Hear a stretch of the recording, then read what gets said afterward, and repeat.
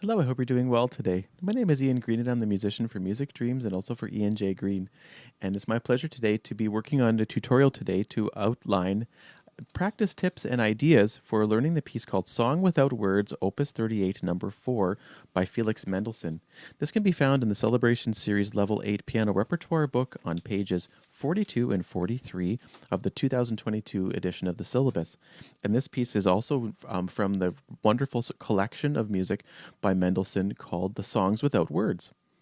Now you might be wondering, what is a song without words? Well, essentially, it's a beautiful set of music that Mr. Mendelssohn wrote during his lifetime that basically helps to create a beautiful singing tone on the piano. That means that we have a beautiful melody singing above various piano accompaniments to create a beautiful mood and change of musical idea, but also while making sure that there is structural phrasing and a good understanding of musical form to almost make it sound like the piano is singing.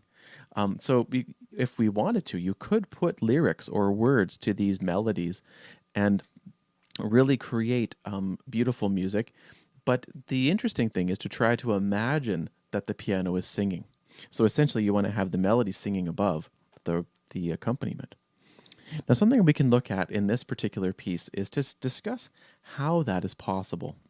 Now, the melody starts in bar 5, and bar 4, of the music, where we have the melody line as the highest notes that I'm drawing with the pencil here. And I'll just outline this. And then we'll play it.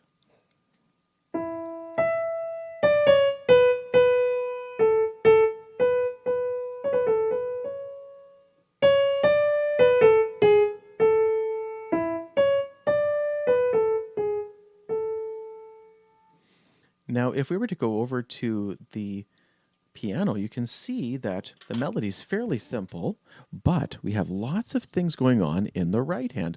We have these big chords we have to play, and also we have left hand chords too.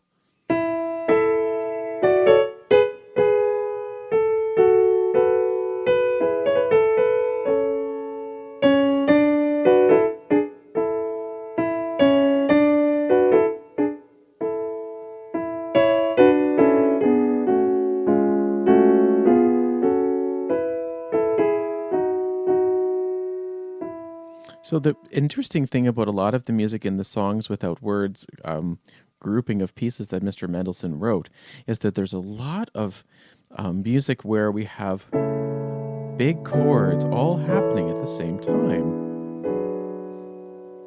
where there's almost like a chord change, if not every eighth note, definitely every quarter note.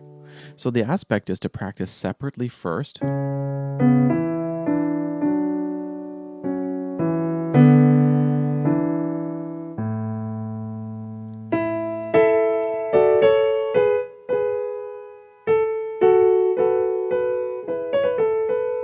And then you can combine the hands together.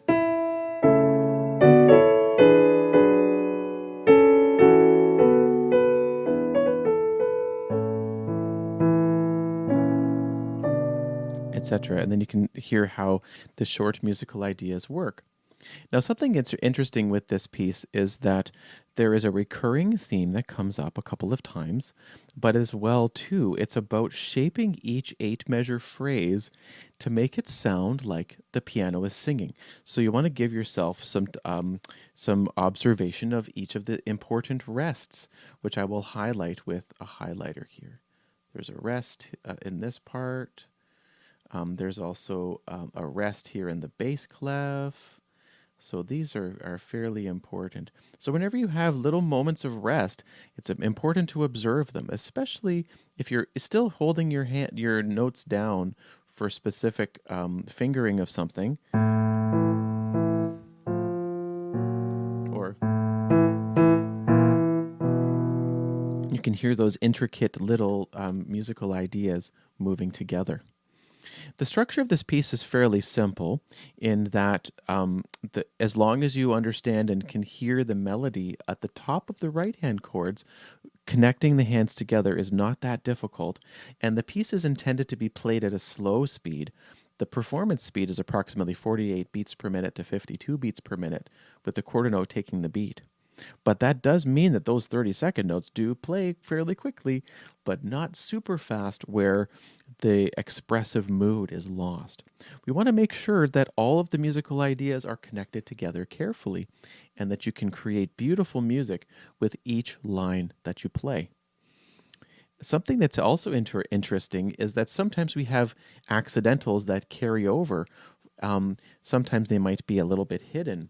Let's take a look at bar 8, for example, where we have an E sharp in the third beat in this chord where the eraser is, and then there's also an E sharp right here as well.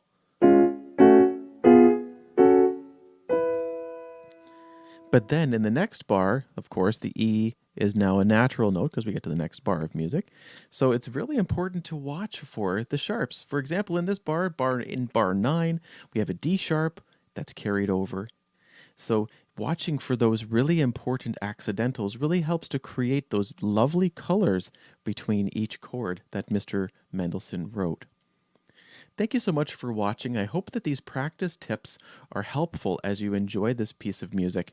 And if you have a chance as well, there are wonderful performances of Mr. Mendelssohn's pieces available on YouTube or other sources of streaming services that really bring out the beautiful melodic lines. But the purpose of this video today was to outline the tips and tricks, especially when playing a lot of notes at the same time, but making sure that melody note is always singing clearly. So I wanted to outline kind of how to look in the music to find that melody line and then know what you should be listening for when you're practicing. Thank you so much for watching. Have a wonderful day, and we'll see you next time. Until then, bye for now.